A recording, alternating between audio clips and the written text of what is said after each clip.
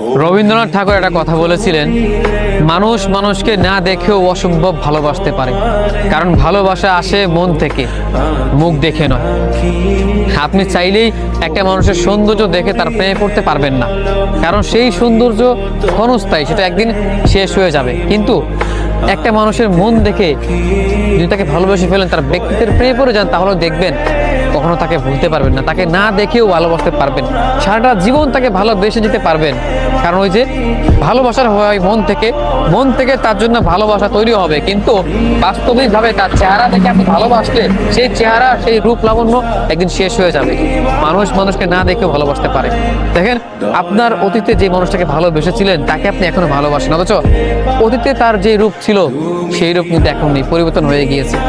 আসলে ভালোবাসা, সৌন্দর্য, টাকা পয়সা এগুলো থেকে হয় না, মন থেকে হয়।